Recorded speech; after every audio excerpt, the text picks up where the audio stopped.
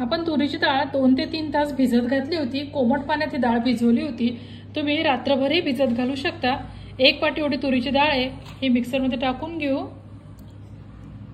यात आपण लसण, जिरं, अद्रक टाकत आहे आणि थोडीशी कोथिंबीर टाकायची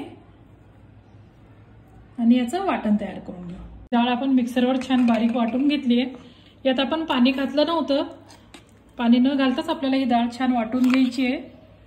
चवीनुसार मीठ ऍड करून घ्यायचं आणि भरपूर अशी आपण यात कोथिंबीर टाकायची, मिक्स करून घेऊ। इकडे आपण कांदा भाजायला ठेवलाय आणि तोपर्यंत आपलं हे पीठही छान तयार झालंय। तर एकीकडे पातेल्यात आपण पाणी गरम करायला ठेवलं आणि त्याच्यावर जाळी ठेवलेली आहे। त्यानंतर आपण याचे छान हाताला थोडंसं तेल लावायचं आणि याचे छान गोळे तयार करून घ्यायचे।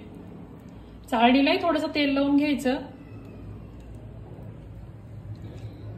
मुठड्या आपण 15 मिनिटांसाठी छान वाफवून घेऊ।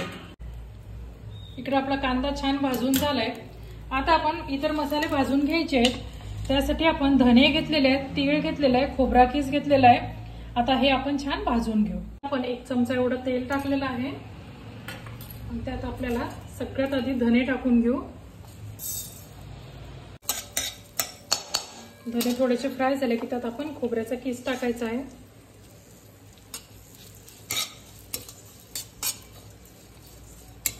छान तांबूस रंगावर भाजलं की आपण त्यात लसण, अद्रक, जिरं आणि तीळ घेतलेले हे टाकून घ्यायचे आणि परत एकदा छान 5 ते 10 मिनिटांसाठी परतून घेऊ। आपलं छान भाजून झालंय। आता हे आपण गॅस बंद करून थंड करून घेऊ।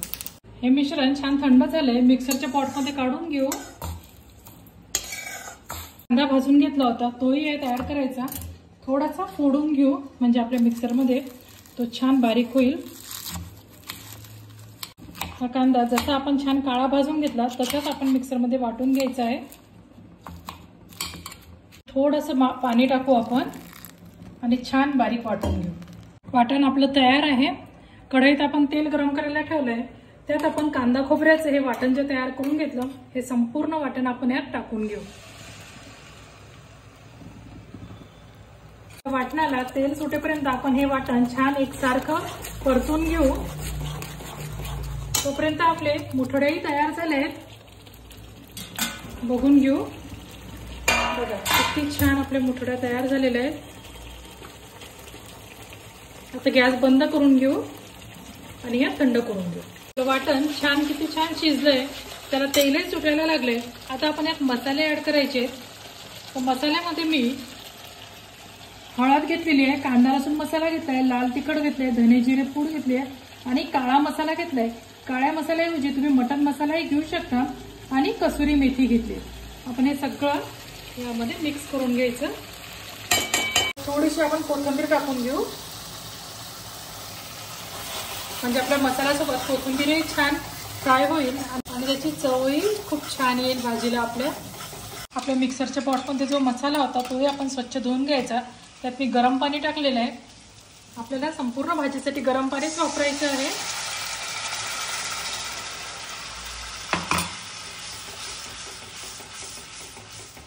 आपल्याला एवढ्या रश्श्यासाठी आपण 1 मिक्सरचा पॉट भरून पाणी वापरलेलं आहे, म्हणजे साधारणतः 1.5 पेले पाणी आपण भाजीसाठी वापरलेलं आहे। आपण सुरुवातीला मीठ टाकलं नव्हतं। आता आपल्याला पाण्याचा अंदाज घेऊन भाजीत मीठ टाकून घ्यायचं आहे। सुरुवातीला आपण मीठ टाकलं असतं तर आपला मिठाचा अंदाज चुकला असता।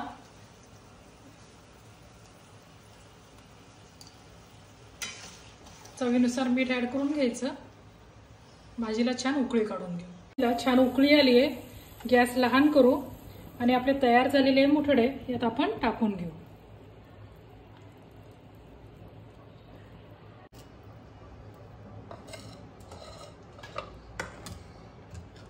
पण आता याला छान 5 ते 10 मिनिटं झाकून ठेवू आणि उकळी काढून घेऊ म्हणजे आपले मुठडे आणि रश्श्याची टेस्ट आपल्याला खूप छान मिळेल।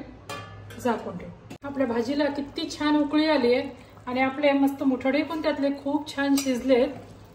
एकतर ते आपण वाफवलेले पण होते त्यामुळे ते पटकन शिजतात। भाजी सर्व करून घेऊ।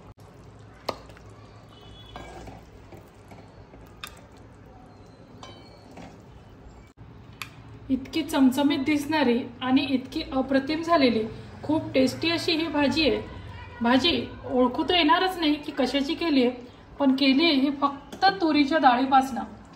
इतकी टेस्टी रेसिपी की जी रेसिपी सगळ्यांनी नक्की ट्राय करायलाच पाहिजे आणि घरातल्या सगळ्यांनाही आवडेल अशी चमचमीत झालेली ही भाजी भातासोबत, भाकरीसोबत, पोळीसोबत, कशाही सोबत अप्रतिम लागणारी। तर चला आता रेसिपीला सुरुवात करूया। अशी आपली तुरीच्या डाळीपासून केलेली भाजी तयार आहे। तर ही रेसिपी नक्की एकदा ट्राय करा आणि कमेंट करून कळवा की रेसिपी कशी वाटली। आणि आपल्या मेघाज मराठी रेसिपी चॅनलला जास्तीत जास्त लाईक करा, शेअर करा, सबस्क्राईब करा। थँक्यू।